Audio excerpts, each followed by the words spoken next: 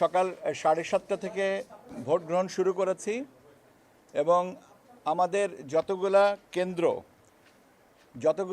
299টা আসনের 42,651টা কেন্দ্রেই একযোগে ভোট গ্রহণ শুরু হয়েছে। কোনো একটা কেন্দ্রে বিলম্বের কারণ ঘটেনি এবং আমরা আপনাদেরকে নিশ্চিত করছি যে 42,651টা কেন্দ্রে একযোগে সকাল 7:30 থেকে গণভোট এবং জাতীয় সংসদ নির্বাচনের আপনার ব্যালট কাস্টিং শুরু হয়েছে। সম্মানিত ভোটাররা আসছেন এবং তারা ভোট দিচ্ছেন। আমি নিজেও ধানমন্ডিতে একটা কেন্দ্রের ভোটার, আমিও সকাল 8:20 যে ভোট দিয়ে অফিসে এসেছি। এটা নিজের কথাটা প্রকাশ করে দিলাম। আমরা দুপুর 12টা পর্যন্ত আমাদের 42,651টা কেন্দ্রের মধ্যে 32,789টা কেন্দ্রের আমরা যে খবর পেয়েছি সে অনুযায়ী ভোট প্রদানের হার 32.88%। আমি আবারও বলছি, আমরা 42,651টা কেন্দ্রের মধ্যে আমরা রিপোর্ট পেয়েছি, সংগ্রহ করতে পেরেছি 32,789টা কেন্দ্রের ভোট প্রদানের হার 32.88%।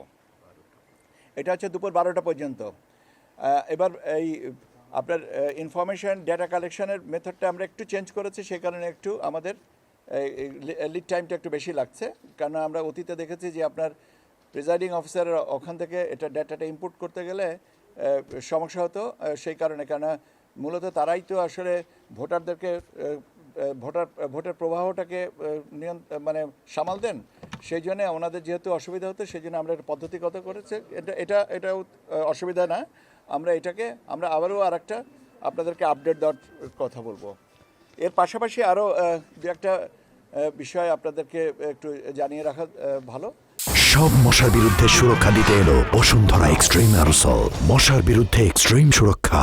সেটা হচ্ছে যে আমরা বিভিন্ন জায়গায় বিভিন্ন ধরনের বিচ্ছিন্ন কিছু ঘটনার কথা শুনেছি, আপনাদের মাধ্যমেও জেনেছি, আমরা স্থানীয় প্রশাসনের মাধ্যমে জেনেছি, আমাদের এখানে সেন্ট্রাল মনিটরিং যে সেলগুলো আছে তাদের মাধ্যমে জেনেছি।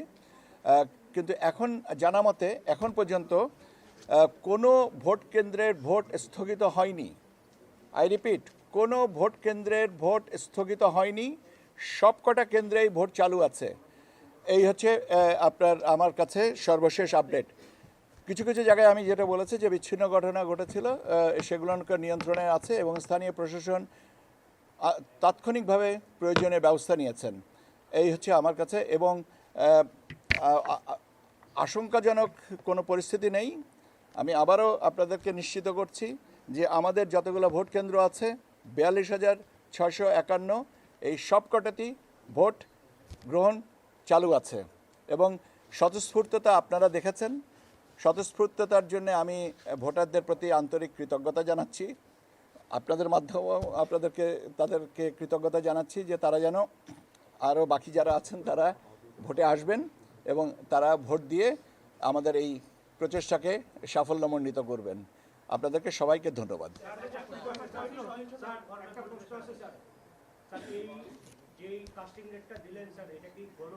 মানে কি বলা যেতে পারে যে ফ্যাটাল কোনো কিছু না। ভোট দিয়ে যাওয়ার পথে মারামারি হয়েছে। আপনার মেহেরপুরে ভোট দিয়ে ফেরত যাওয়ার পথে মারামারি হয়েছে, 2 জন আহত হয়েছেন, চিকিৎসা নিয়ে বাসায় চলে গেছেন। আমরা যে খবরটা পেয়েছি, এখন হতাহতের কোনো খবর না, এটা হচ্ছে যে তাৎক্ষণিকভাবে ফার্স্ট এইড নেওয়া হয়েছে। আচ্ছা, আমি একটা জিনিস বলতে ভুলে গেছি ভাই, সেটা হচ্ছে যে দুর্ভাগ্যজনকভাবে আমাদের একজন সহকারী প্রিজাইডিং অফিসার গত রাতে ভোরবেলা উনি ইন্তেকাল করেছেন। তিনি ছিলেন ময়মনসিংহ 1 আসনের একটা কেন্দ্রের জন্য দায়িত্বে ছিলেন, কিন্তু ওনার রিপ্লেসমেন্টও দেওয়া হয়েছে, কাজে ভোট গ্রহণ বিঘ্নিত হয়নি। এছাড়া বললাম তো যে বিচ্ছিন্নভাবে কিছু কিছু ঘটনা হয়েছে, মূলত হচ্ছে যে কেন্দ্রের বাইরে এগুলো, যেটা হচ্ছে যে আইনশৃঙ্খলা পরিস্থিতি এবং তাৎক্ষণিকভাবে এই জিনিসটা ইন্টারসেপ্ট করার কারণে কোনো ভোট কেন্দ্রে ভোট গ্রহণ স্থগিত বা বন্ধ করা হয়নি, সবকটাতেই চালু আছে। যে আপনার আরেকটা প্রশ্ন ছিল, আরেকটা আমরা না, আমি তথ্য আনার পদ্ধতিটা, হ্যাঁ কাস্টিং রেটের না, আমি তথ্য আনার পদ্ধতিটা একটু পরিবর্তন। আমাদের পদ্ধতিটা আগে ছিল যে আপনার প্রিজাইডিং অফিসাররা সেন্টার থেকে ডেটাটা দিতেন, এখন আমরা এটাকে নিয়ে আসছি আপনার অ্যাসিস্ট্যান্ট রিটার্নিং অফিসারের কাছ থেকে, এটা ওখানে এন্ট্রি করছে, সেই জন্য হ্যাঁ তথ্যটা তো তার কাছ থেকে, তা নাহলে হবে কি করে, সোর্স একটাই। চট্টগ্রামে একটি কেন্দ্রে মহিলাদের ভোট একজনের ভোট আরেকজনকে দিয়ে দিতে দেখা গেছে এবং 10 জন একসাথে ভোট দিচ্ছে, এরকম একটা ভিডিও আমাদের কাছে আছে। এই বিষয়ে আপনার আচ্ছা, আপনার কাছে ভিডিও থাকলে আমি প্রতিক্রিয়া দেবো কি করে, আমাকে জানান, আমি এখনই ব্যবস্থা নিব। আপনি আমাকে আমার প্রেস সেকশনকে দেন, আমি আপনার ব্যবস্থা নিব। এটা যদি হয়ে থাকে এটা নিন্দনীয়, আমরা ইন্টারসেপ্ট করবো এটা।